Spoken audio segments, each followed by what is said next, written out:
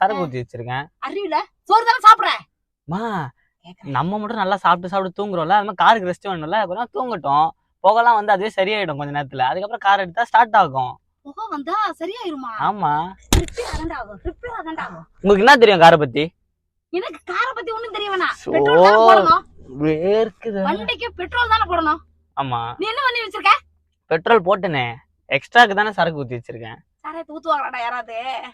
யாரும் இது வரைக்கும் பண்ணலமா. அதனால புதுசா ட்ரை பண்ணலாம்னு பண்ணமா. எரிஞ்சு வரும்டா லூசு பயல. அது மேல ஊத்தி கொளுத்துனா நான் உள்ளதானே ஊத்தி வச்சிருக்கேன். அப்புறம் எப்படி எரியும்?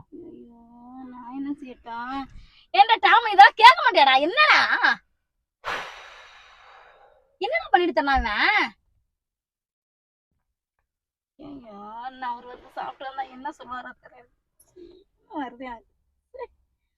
ஏன்னா இப்படி உயிரை எடுக்கிறானே எனக்கு தெரிய மாட்டேங்குது. நான் என்னமா பண்ண தெரிஞ்சாமா எடுத்துட்டு வந்தேன் இந்த மாதிரி.